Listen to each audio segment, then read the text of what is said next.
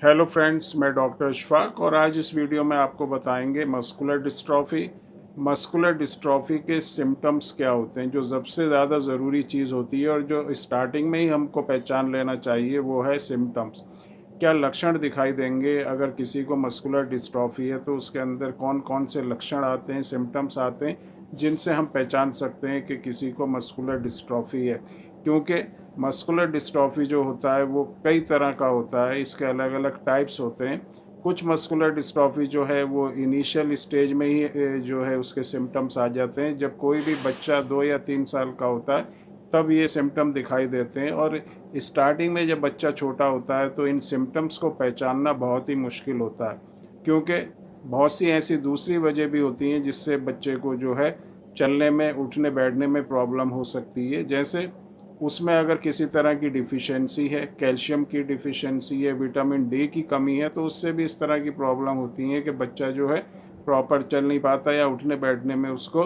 Problem होती है। कुछ बच्चे जो होते हैं वो उनके अंदर बहुत ज़्यादा कमज़ोरी होती है, वो अगर सही से खाते पीते नहीं हैं तो उसमें कमज़ोरी हो जाती है, उससे भी बच्चों को कभी कभी इस तरह की प्रॉब्लम हो जाती है। तो उसमें इनिशियल जब होता है, स्टार्टिंग में जब किसी को मस्कुलर डिस्ट्रॉफी के सिम्टम्स होते हैं तो इसको ख़ास तौर से बच्चों में पहचानना बहुत ही मुश्किल होता है। और 1 साल या 6 महीने भी अगर इस तरह से हमारे वेस्ट होते हैं कि इसको सही तरह से हम डायग्नोज नहीं कर सकते या नहीं कर पाते हैं, तो इससे जो है कंडीशन और भी ख़राब हो जाती है। क्योंकि स्टार्टिंग में एकदम जैसे सिम्टम दिखाई देते हैं उसी वक्त क्या है, इसको पहचानना, फिर उसका किसी तरह से ट्रीटमेंट करना, कुछ एक्सरसाइज कराना बहुत ही ज़रूरी होता है। तो जो पहली जो चीज़ होती है, क्योंकि मस्कुलर डिस्ट्रॉफी का मतलब ही है कि आपके जो मसल्स हैं उसमें वीकनेस होना स्टार्ट हो जाती है, और जब मसल्स में आपकी वीकनेस होना स्टार्ट होगी तो जो भी हमारा मस्कुलर वर्क होता है, जिसमें हमारी मांसपेशी यूज़ होती हैं, चाहे वो चलना है, बैठना है, उठना है, या दूसरे भी जो डे टू डे लाइफ के जो हमारे काम होते हैं वो हम प्रॉपर नहीं कर पाते। छोटे छोटे काम के लिए भी हमको बहुत ज़्यादा स्ट्रगल करना पड़ता है। चलने में हमें प्रॉब्लम होती है, कहीं बैठ गए तो हम उसमें उठ नहीं सकते, उसमें बहुत ज़्यादा प्रॉब्लम होती है। तो इस तरह के जब सिम्टम्स अगर दिखाई देते हैं तो इसका मतलब है कि कोई ना कोई मांसपेशी की प्रॉब्लम है, मसल्स आपकी वीक हो रही हैं, जिसकी वजह से आपको मूवमेंट्स में या लोकोमोशन में प्रॉब्लम है।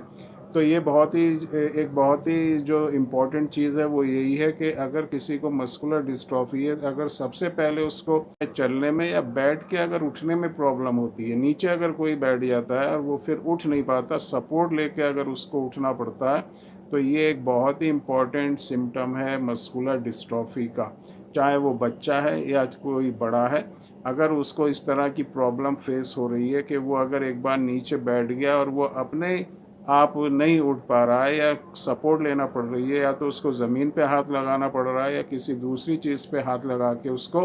खड़ा होना पड़ रहा है, उठना पड़ रहा है, तो आपको एकदम से क्या करना पड़ेगा, आपको अपने टेस्ट कराना पड़ेगा। और जो सबसे पहले जो टेस्ट होता है वो है CPK। आपको देखना पड़ेगा कि क्रेटाइन फॉस्फोकाइनेज जो एंजाइम है, अगर आपके ब्लड में उसका लेवल बढ़ा हुआ है तो आपको ये कंफर्म हो जाना चाहिए कि 90% जो है आपको मस्कुलर डिस्ट्रॉफी की प्रॉब्लम है। इसके साथ 10% कुछ दूसरी रीज़न भी होती हैं जिसके वजह से जो है CPK का लेवल जो है हमारे ब्लड में बढ़ जाता है। जो लोग बहुत ज़्यादा एक्सरसाइज करते हैं उसकी वजह से भी जो है, जब भी मसल्स के ऊपर किसी तरह का स्ट्रेस पड़ेगा, उसके ऊपर दबाव पड़ेगा, तो ये CPK लेवल हमारा बढ़ जाता है। लेकिन दूसरी जो कंडीशन होती है उसमें बढ़ने के बाद अपने आप ही वो नॉर्मल आ जाता है। लेकिन अगर कुछ टाइम तक आपका जो CPK लेवल है वो बढ़ा ही रहता है और वो नीचे नहीं आता, और आपको चलने में, बैठ के उठने में आपको प्रॉब्लम हो रही है, तो इससे आप कंफर्म हो जाएंगे कि आपको जो है मस्कुलर डिस्ट्रॉफी है। अगर आपको मस्कुलर डिस्ट्रॉफी की प्रॉब्लम है तो दूसरी चीज़ है, अब हम इसको किस तरह से